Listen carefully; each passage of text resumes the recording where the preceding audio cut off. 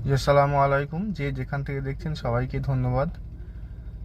আজকে মূল বিষয় হচ্ছে যে সামনে রোজা আসন্ন আর 1 থেকে 2 দিন বাকি। তো আপনারা খাবেন কি ইফতারিতে, বা কি খাবেন সেটা নিয়ে অনেকের অনেক রকমের প্রশ্ন থাকে, হুজুরদের করা হয়। অ্যাকচুয়ালি যেটা পাওয়া যায় সেটা হচ্ছে আতিউল্লাহ ও আতিউর রাসূল, মানে তুমি রসুলকে অনুসরণ করার কথা আছে, কিন্তু অনুকরণ করার কথা নেই। তো আমরা সমাজে দেখি অনুকরণ করে খায়, অনুকরণ করে চলে, অনুকরণ করে করার চেষ্টা করে। অ্যাকচুয়ালি অনুসরণ করার কথা, আর করছি কি আমরা অনুকরণ।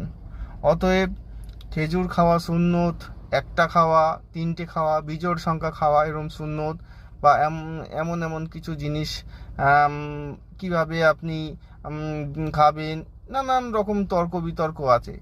অ্যাকচুয়ালি আপনি অত তর্ক বিতর্ক যাওয়ার কোনো প্রশ্নই ওঠে না।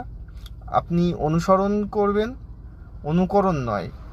আপনার যেটা সুবিধা হয়, আপনার বাজেটে যেটা কুলাবে, আপনার যেটা সমর্থন আছে সেই সমর্থনে আপনি চলবেন। আপনার সমর্থনটা আপনি বুঝবেন, আপনার ক্যাপাসিটি আপনি বুঝবেন, যে আপনি কি খেলে, কেমন খেলে আপনার ঠিকঠাক চলবে, সেইভাবে খাবেন। এখন রোজার সময় কেউ প্রতিবাদ করে না। রমজান মাস আসলে ফলের দাম হাই হয়ে যায়। যে কোনো জিনিস মানুষ, একটু গরিব মানুষ খাবে, সেই খাওয়ার জিনিসগুলো এত দাম বেড়ে যায় যে গরিব মানুষরা খেতে খুবই অসুবিধা। আল্লাহ তো সহজ করেছেন, আল্লাহ তো আমাদের উপরে কোনো কিছু বোঝা চাপিয়ে দেয়নি, আল্লাহ কোনো কিছু তো আমাদেরকে কঠিন করে দেননি।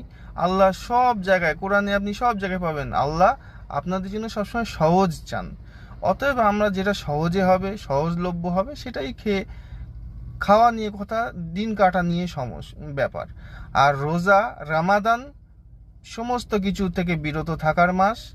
শুধু পানাহার থেকে নয়, না খেয়ে থাকলাম এটা নয় রোজা বা সিয়াম। আপনার সিয়াম হচ্ছে আপনি সমস্ত খারাপ কাজ বর্জন করবেন, পরনিন্দা, পরচর্চা, গীবত, মিথ্যা বলা, অন্যায় কাজ থেকে দূরে থাকবেন, মানুষের উপর জুলুম থেকে দূরে থাকবেন। কিন্তু দেখা যায় কি, রোজার মাসে মানুষ জুলুম বেশি করছে। খাদ্য দাম বাড়ি দিয়ে প্রচুর পরিমাণ জুলুম হচ্ছে। আমরা মুসলিমরা এর প্রতিবাদ করি। কেন রোজার সময় দাম বাড়বে? ব্যবসা তো সারা বছরই করছে, কিন্তু রোজার সময় কেন? প্রতিবাদ গড়ে তুলুন।